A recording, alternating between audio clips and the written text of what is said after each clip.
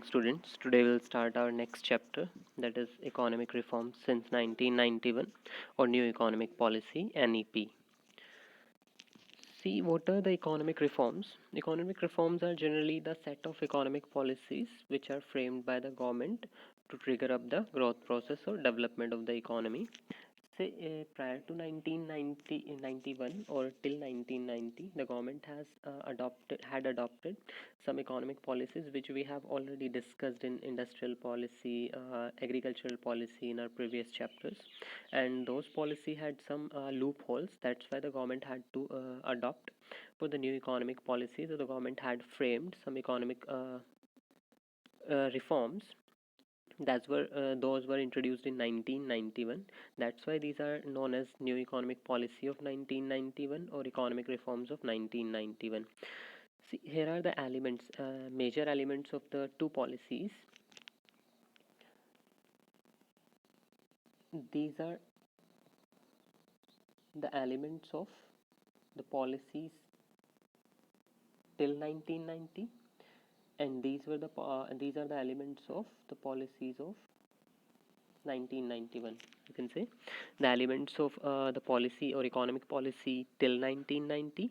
These were LQP, license, quota, and permit. And the elements of new economic policy 1991. These are LPG, liberalization, privatization, and globalization. Or we can say that LQP were replaced by LPG. L, whereas license, we have already discussed that the private sector industries or enterprises had to take license for setting up their industries or industrial units. These were abolished in through liberalization in 1991 economic policy. Quota was the we have already discussed that the private sector had to play an limited role. The government has reserved major areas of production for the public sector enterprises. That means the government has limited the quota for the production units in private sector. Government ने जो है private sector को एक limited area ही एक limited role ही play करने को दिया था, एंड मेजर जो एरियाज थे वो पब्लिक सेक्टर के लिए रिजर्व कर दिए गए थे. That's why the private that quota was imposed till 1990 for public sector. That was abolished in through privatization policies in 1991. That means the public sector enterprises were privatized.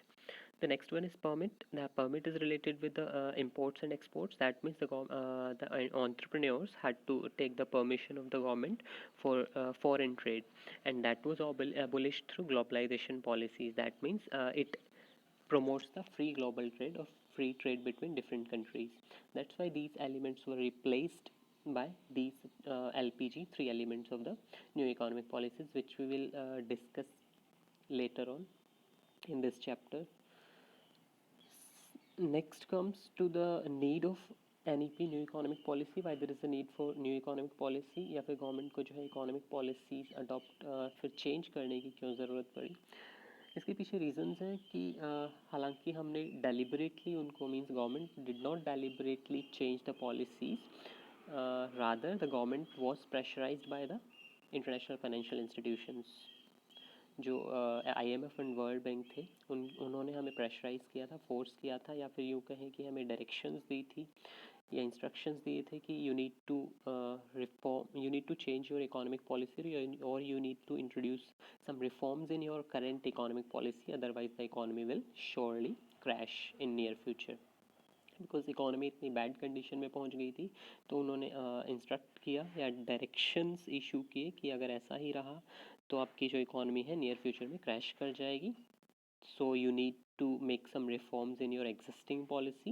That's why the government had to adopt, because frequently pressurize किया गया था, and even ये भी कहा गया था world bank ने कि हम आपको फर्दर लोन्स नहीं देंगे, वो आपको लैंड नहीं करेंगे अगर until you change or make some changes in your economic policy. The World Bank denied to sanction the loans further.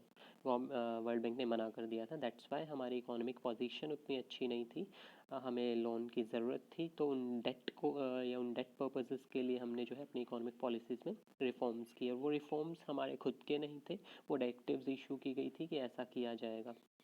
So that's why we need to change our economic policies. So the first was, now we are discussing the need descriptively. अलग अलग points में हम समझेंगे कि क्या क्या वजह थी जिनसे हमारी इकोनॉमिक पॉलिसीज़ को हमें चेंज करना पड़ा। The first one is high fiscal deficit. Now what is fiscal deficit? Fiscal deficit is the excess of government expenditure over its revenue. That means government की जो एक्सपेंडिचर है, खर्चे हैं, वो गवर्नमेंट की इनकम से ज़्यादा है। गवर्नमेंट को इनकम उतनी नहीं हो रही, बल्कि गवर्नमेंट को पब्लिक एक्सपेंडिचर्स बहुत ज़्यादा, लाइक वो इंफ्रास्ट्रक्चर बिल्डअप करने पड़ रहे हों, सब्सिडीज़ के लिए सब्सिडीज़ प्रोवाइड करने पड़ रहे हों, हेल्थ के लिए करने पड़ रहे हों, एजुकेशन सेक्टर में करने पड़ रहे हों, whatever are these. Government के जो एक्सपेंडिचर्स थे वो उसकी इनकम से काफ़ी ज़्यादा थे, and these were mounting up over the years. वो जो है कंसिस्टेंटली इंक्रीज़ होते जा रहे थे, जिसकी वजह से गवर्नमेंट को बोरो करना पड़ रहा था, क्योंकि एक्सपेंडिचर ज़्यादा है, इनकम कम है, तो रिजर्व्स होंगे नहीं, तो गवर्नमेंट को जो एक्सपेंडिचर्स हैं वो मीट आउट करने के लिए बोरो करना पड़ेगा। Now the question is why the government is spending more and more, because as we know that it is the responsibility of the government for public welfare. Government की responsibility है कि public welfare के लिए उसे spend करना ही करना पड़ेगा, इसलिए गवर्नमेंट कंसिस्टेंटली स्पेंड कर रही थी, तो उस एक्सपेंडिचर को मीट आउट करने के लिए गवर्नमेंट को बोरो करना पड़ रहा था, तो हाई बोरोइंग्स थी। Next was financial health was becoming poor. ये जो गवर्नमेंट की फाइनेंशियल हेल्थ थी वो पुअर थी, जैसे कि हम पहले ही पढ़ रहे हैं, गवर्नमेंट बोरो कर रही थी, तो हाई बोरोइंग्स हैं, तो ऑब्वियसली इकोनॉमिक हेल्थ जो है अच्छी नहीं है। एंड इन सब की वजह से इन्फ्लेशन क्रिएट हुआ। Inflation means price hike, general price level जो है इंक्रीज़ हो जाता है, दैट मीन्स महंगाई जिसको हम कहते हैं, तो इन्फ्लेशनरी कंडीशंस अराइज हो गई। And finally a situation of debt trap had arrived for the government. Debt trap means जब आपको प्रीवियस लोन्स या प्रीवियस डेट को रीपे करने के लिए फर्दर लोन्स या डेट आपको लेने पड़ जाए, that is the situation of debt trap. That means उधार का जो जाल बन जाता है कि आपको प्रीवियस लोन्स को रीपे करने के लिए, चुकाने के लिए फर्दर लोन्स, क्योंकि आपके पास इनकम है नहीं, क्योंकि इनकम कम हो रही है, तो उस इनकम से या इनकम इतनी सफिशिएंट नहीं है कि आप अपने एक्सपेंडिचर्स भी मीट आउट कर पाएँ एंड प्रीवियस डेट्स को भी रीपे कर पाएँ। That's why the government had to borrow again and again, even to repay its previous loans और for repaying its previous loans। Government को अपने प्रीवियस लोन्स को रीपे करने के लिए बोरो करना पड़ा।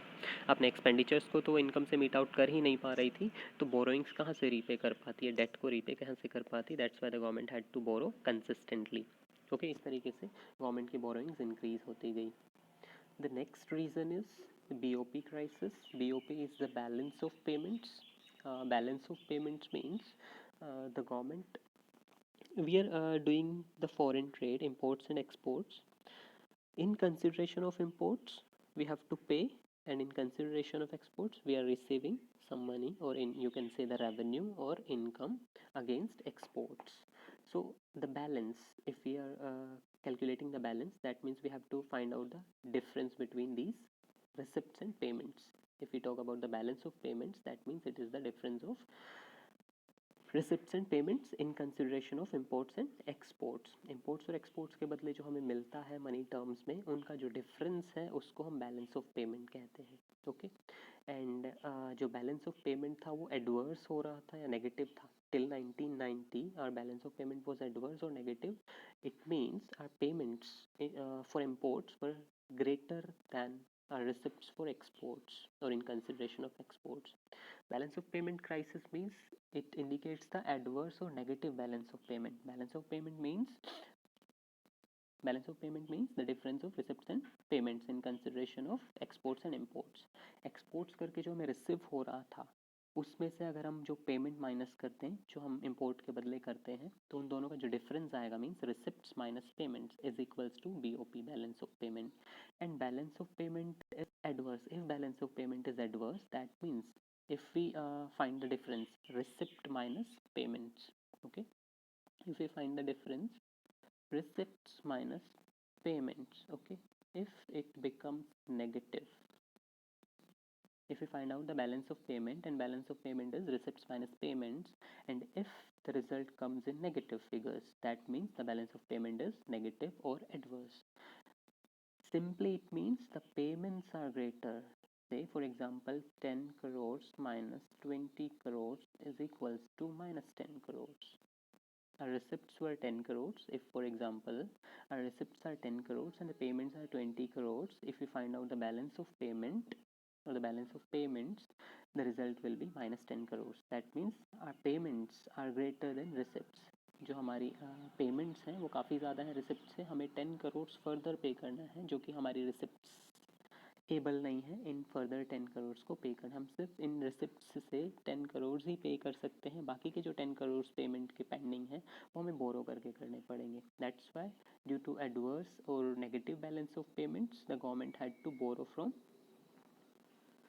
international financial institutions. Okay, the BOP was in deficit. Deficit means negative. Okay, BOP we have already discussed. Balance of payment is receipts minus payment. Okay, receipts minus payment is balance of payment, and if it is in deficit, that means balance of payment is adverse. Okay, total receipts were less than the total payments, that is the BOP deficit. Okay, to meet out, we have already discussed, the payments were greater than receipts. That means receipts were not sufficient to pay the bills of imports. Okay हमारे receipts जो थी exports के बदले जो revenue आ रहा था वो sufficient नहीं था, एडिक्वेट नहीं था कि हमारे जो इम्पोर्ट बिल्स को हम पे कर पाएँ. That's why the government had to borrow from international financial agencies और फाइनेंशियल इंस्टीट्यूशंस से, IMF और वर्ल्ड बैंक. ओके उनसे हमें लोन लेना पड़ रहा था उस एक्सेस पेमेंट्स को मीट आउट करने के लिए. दैट्स वाई जो इंटरनेशनल फाइनेंशियल एजेंसीज का प्रेशर हमारे ऊपर था, क्योंकि वो हमें लैंड कर रही थी बार बार. ओके तो प्रेशर था उनका हमारे ऊपर. The next point of introduction of NEP, reason क्या था NEP को इंट्रोड्यूस करने का? Again fall in foreign exchange reserves. It is related with the previous point. Foreign exchange reserves, the sources of foreign exchange reserves for a country are mainly the exports and investments, foreign investments. Okay, जब government कोई country export करती है तो बदले में जो उसे receive होता है that is the foreign currency receipts. Okay foreign currency उसे रिसीव होती है, तो इस तरीके से गवर्नमेंट के पास या कंट्री के पास फॉरेन करेंसी आती है. ओके अब हमारे एक्सपोर्ट्स हम पिछले पॉइंट में पढ़े, या फिर जो रिसिप्ट्स थी एक्सपोर्ट्स के बदले वो काफ़ी कम थी. ओके जिसपे हम पेमेंट्स भी मीट आउट नहीं कर पाते थे. दैट मीन्स वो हमारे रिजर्व नहीं बनती, उनको हम बचा के नहीं रख सकते थे क्योंकि उनसे तो हम अब पेमेंट ही मुश्किल से कर पा रहे थे. And the next one is investments and foreign investments. Inflow of foreign investments was already low because we were a backward or stagnant economy till 1990. We have discussed in previous chapters. तो backward economy में जो है investors invest नहीं करेंगे तो investments भी काफ़ी लो थी, एंड रिसिप्ट्स जो थी वो पेमेंट्स के मुकाबले कम थी. दैट्स वाई हमारे फॉरेन एक्सचेंज रिजर्व्स थे वो बढ़ने के बजाय कम होते जा रहे थे, बिकॉज रिजर्व्स में से हमें एक्सेस पेमेंट्स मीट आउट करनी पड़ रही थी. ओके तो due to high payment for imports we were running out of the foreign exchange reserves. उन जो प्रीवियस रिजर्व्स थे उनको ही हम यूज़ कर रहे थे, वो इंक्रीज़ नहीं हो रहे थे क्योंकि रिसिप्ट्स काफ़ी कम थी.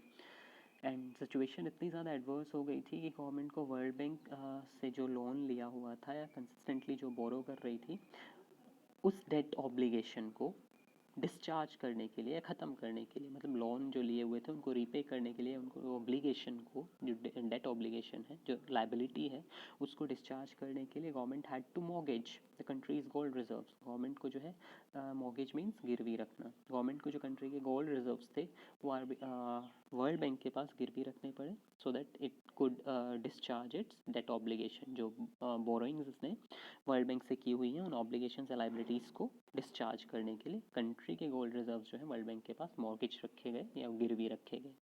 इतनी बैड कंडीशन या एडवर्स कंडीशन में हम पहुंच गए थे.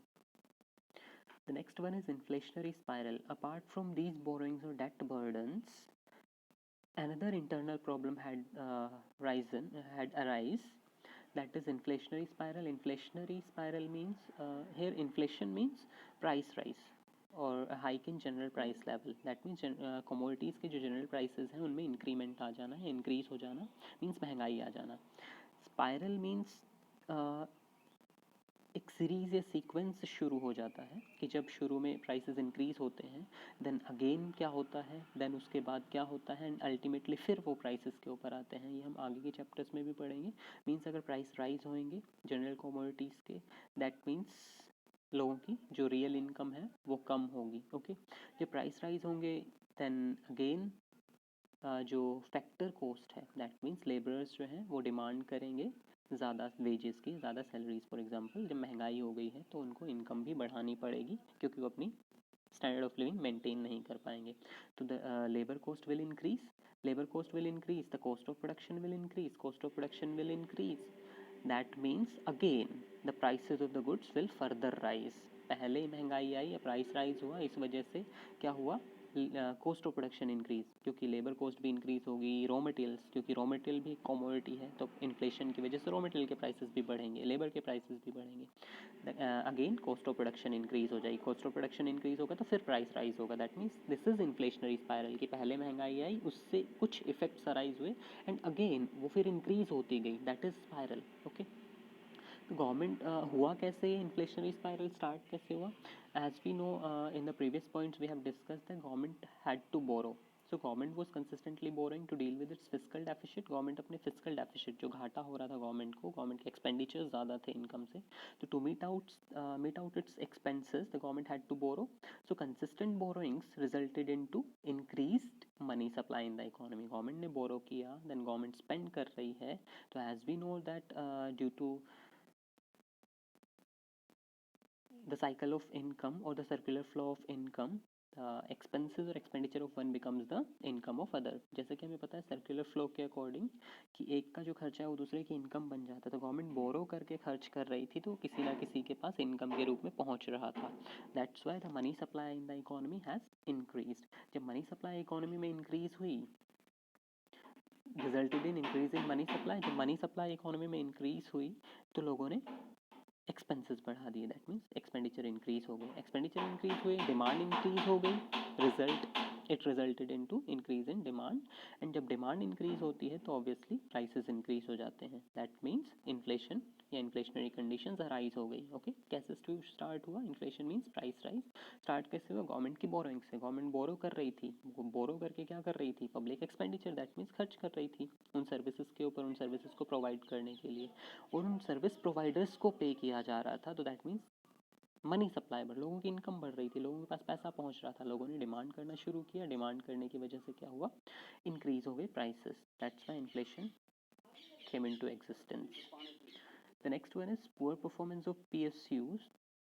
We had already discussed that prior to 1990, or the economic policies till 1990, the government had focused on the role of public sector enterprises in the development, or public sector enterprises were given a major or main or primary role to play in the development, and these were protected also by the private sector, or that means the public sector enterprises did not face any competition from the private sector because the government had protected these industries.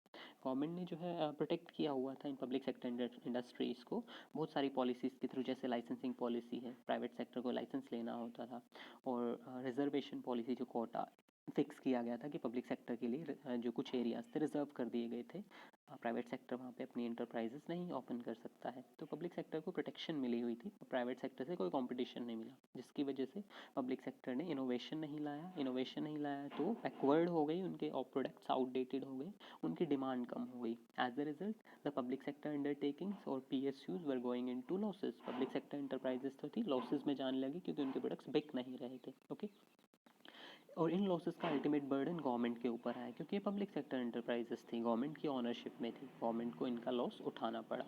Okay, that's why government के again deficit increase means घाटा, government का घाटा increase हो गया। इन सभी causes की वजह से जो है गवर्नमेंट काफ़ी ज़्यादा या इकॉनमी जो थी काफ़ी ज़्यादा बैकफुट पे आ गई थी। That's why the international financial agencies directed us to introduce some reforms in our economic policies. Now, here are the elements or major elements of NEP which we have already discussed. LPG, liberalization, privatization, and globalization. These were the elements which were introduced in new economic policy.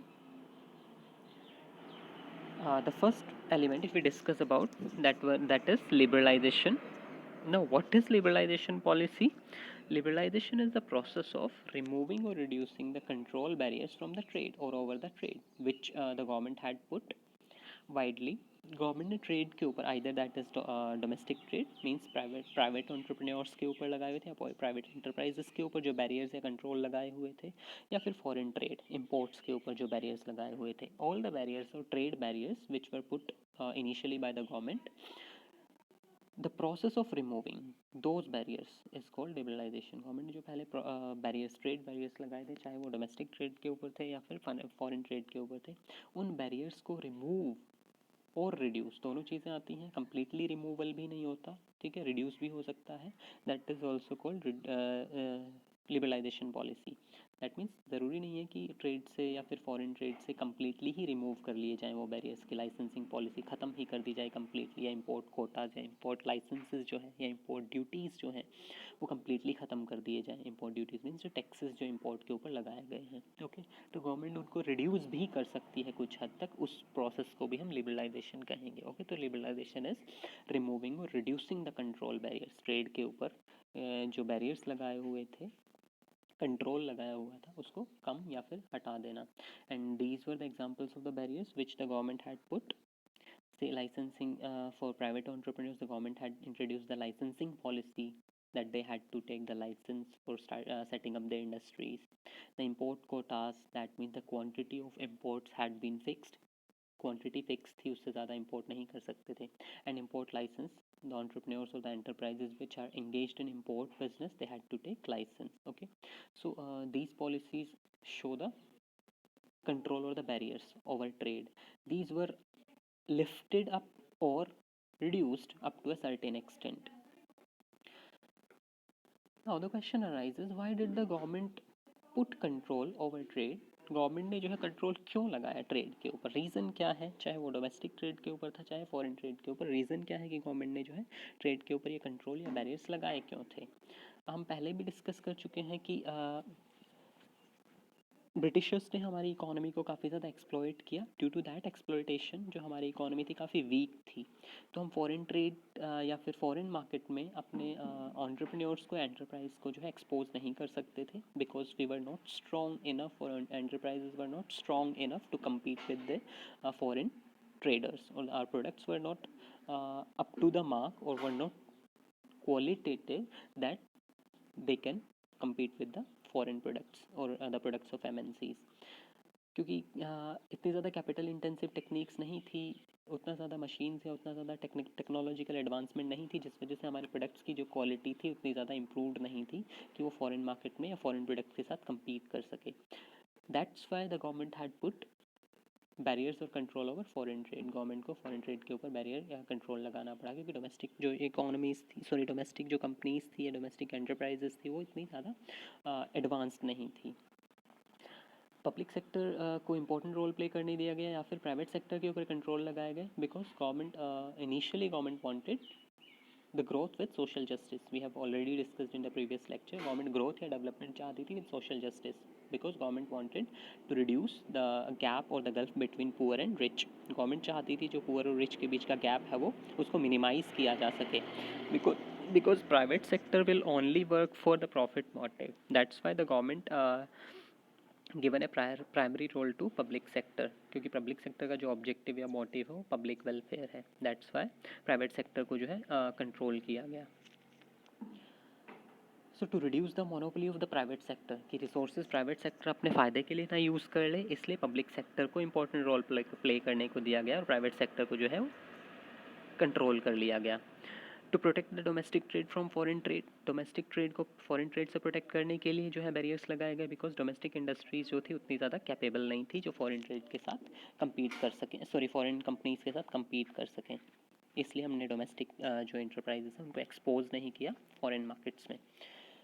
And that is already discussed that for equitable growth, government wanted the social justice or equitable growth. That means government wanted to reduce the gap between rich and poor. वो social justice है या फिर वो economic जो gap है उसको कम करना चाहती थी गवर्नमेंट। इक्विटेबल डिस्ट्रीब्यूशन चाहती थी रिसोर्सेज का। ऐसा नहीं है कि जो इकोनॉमी के रिसोर्सेज या कंट्री के रिसोर्सेज हैं वो सिर्फ कुछ ही लोगों के पास जमा रह जाएँ। गवर्नमेंट जो है इक्वल नहीं, equitable distribution. There is a difference between equal and equitable, हम पहले भी डिस्कस कर चुके हैं, ओके। तो इन सभी रीजंस की वजह से जो है गवर्नमेंट ने इनिशियली कुछ कंट्रोल्स या बैरियर्स जो हैं ट्रेड के ऊपर लगाए थे। एंड नेक्स्ट हम अपनी लेक्चर्स में डिस्कस करेंगे जो लिबरलाइजेशन और प्राइवेटाइजेशन और ग्लोबलाइजेशन के अंडर जो रिफॉर्म्स किए गए वो क्या क्या रिफॉर्म्स थे।